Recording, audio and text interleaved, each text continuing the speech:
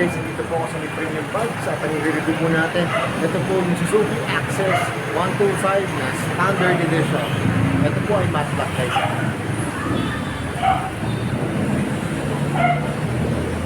Napaka-po. Nakikita sa ito guys, napakaganda. Simulan na natin yung review. So yun guys, simulan po natin itong review. Ito po yung Suzuki Access 125. Ito po yung Standard Edition. Guys, dalawa po ang lumabas ito. Yung isa po, ito po, Standard Edition to. Makikita nyo po agad dyan sa gauge panel. Yung pong special, ano na po to, digital gauge panel. Ito guys, nire-review natin, matte black. Yan, na Standard Edition. Simulan natin sa gulong. Ang tatak po ng gulong nito, Maxxis. Tubeless na to guys. Ang sukat nito ay 90 by 90, 12 po. Yan, 12 siya. Ito guys, yung kanyang disc brake. Yan, simple lang ang design, bilog lang po. Yung kanyang front shock, saka brake caliper po ay matte black. Ito guys, ang pinakamagandang highlight nitong motor na to. Ito po, hindi po siya bearings. Yan. Talagang matibay po to. Kumbaga sa may tricycle yung stainless, ito po, talagang matibay po to guys. Saka ito pong front fender niya, saka ito po. Yan.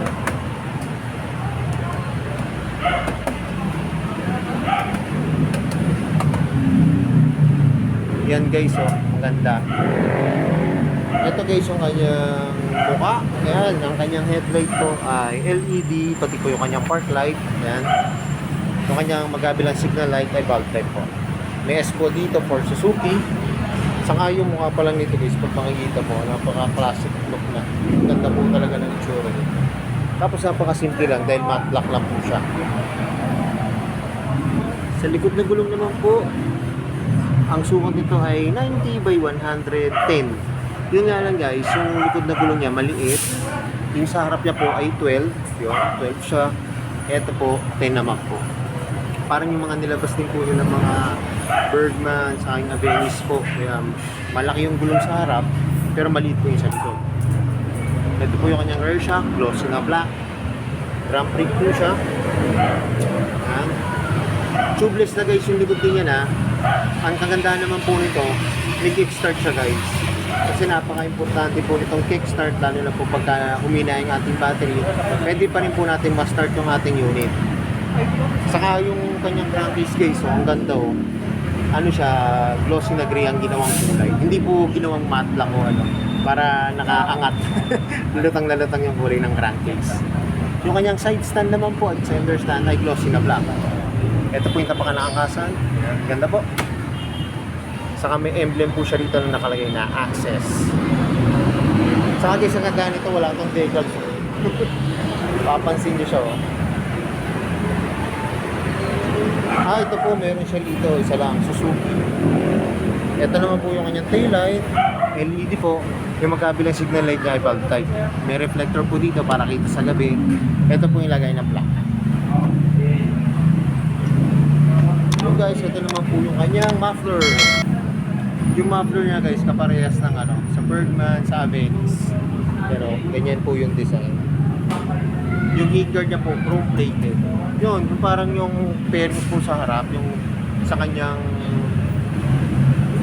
fender po sa gulong. Parang siyang ganito, na nakakulay lang po ng matte black. Parang siyang cool. Ito po yung kanyang grab bar, glossy na black, na malaki. Saka yung kanyang upuan po, ganda guys. So, kung makikita niyo yung upuan nito, classic look. Ang ganda. Black tapos brown yan. Saka ano, maganda po yung ginamit na mga seat cover na material po na ginamit. Saka semi-flat seat na rin po siya guys. Pero malambot. Ito po yung kanyang U-box.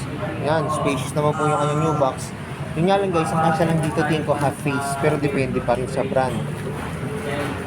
Ito naman yung kanyang side mirror. Ang ganda oh, classic look oh. Yun oh, bilog lang oh. Pero malaki siya guys oh. Laki. Pag nakakapit na siya, laki. May hook po dito para sabitan ng helmet o yung pinamili nyo. Saka guys, ang maganda rin po dito, ang laki po ng kanyang footboard. Yan, kung mapapansin nyo po, Kung mapapansin nyo guys yung kanyang footboard, ayan po, ang sukat po ng aking pa 8.5 po, napaka-spacious oh. Pwede nyo lagyan ng bigas at tubig. Kahit anong ilagay nyo pagka nagdadrive po kayo na may mga bitbit po kayo, mga backpack yan. Pwede nyo siya. Yun po ang kagandahan sa mga ganitong scooter po na malalaki po yung footboard. At may hook din siya rito para sabitan ng helmet. Yan. Ito guys, meron din siya rito. Yan o, sabitan din po ng helmet. May packet po siya rito. Yan, malalim. Tapila. Pwede nyo po lagyan ng coins, cellphone, saka bottled water. Ito guys, may reflector siya rito. Kung yung makikita nyo yung kanilang ilabas na Berkman sa Venice, dito po nakalagay yung reflector. Ngayon dito naman po sa bag, sa bearing sa motor. Pero ngayon ba, Meron din po yung USB port dito. Yan. Kaya yung mga naglo-long drive po, hindi na kayo malulupat. Saka pwede nyo rin gawin itong pang negosyo, guys. Bili na lang po kayo ng CP holder para dito.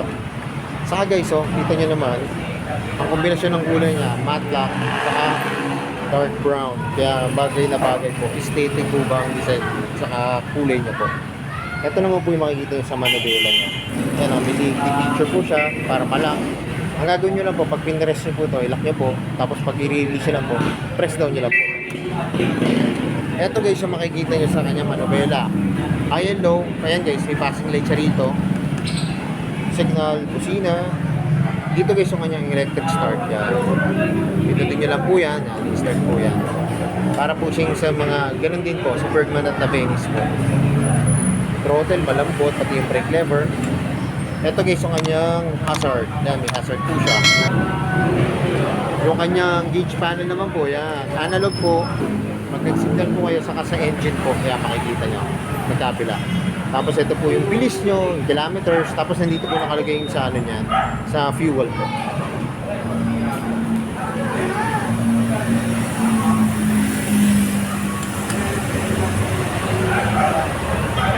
Ito naman din sa sasiya niya. Ayan, maganda po. May shutter lock na rin. Tapos may rubber po yung gilid po. Ito maganda rin use to kasi minsan di ba nga lagi nag-agas-gas yung ganito natin pagka tayo ng susi. At least may rubber siya. Hindi po siya madaling magasgas yung ating bearings. So yun guys, alam ko ito yung inaabangan nyo. Magkano ba ngayon itong updated price itong Suzuki Access 125. Yan. Tara, tignan na po natin yung price. Guys, ito pong updated price itong Suzuki Access. Ipopost ko na lang po guys. Kaya ako naghanap po kayo ng scooter na vintage look. Ito, napakaganda po nito guys. Kagaya ko po, ang height ko lang po ay 5'5". Pero kita nyo kanina, hindi naman po ako masyadong tiptoe. Talagang yung unit po, bagay na bagay po ito sa typical na body build. Yan. Saka yung sa mga bagon sa scooter, pwede rin ito guys sa babae. Saka yung, yun nga po, yung mga bagon sa scooter. Kasi hindi po siya mabigat. Saka yung kanyang function po yan sa manubela, napakadaling intindihin po. May USB port pa po. Malaki pa yung footboard yan. Tapos yung upuan ko, napakasarap upuan, napakalambot. Saka malaki guys.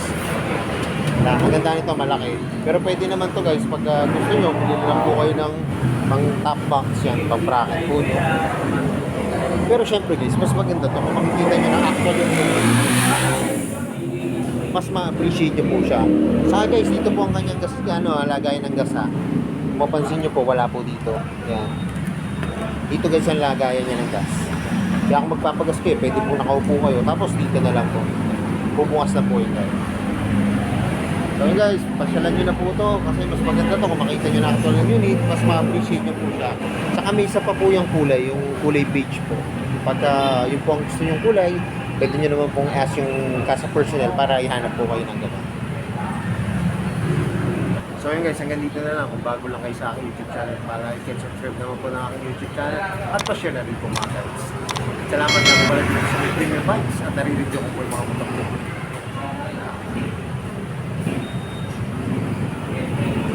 More sales to come, magkaya na lagi yung sinasabi. Kung napapalagi, ride safe always and God bless po. Malike and share na rin po na aking videos at lagi natin tatandaan, mahal ng Diyos. Bye-bye!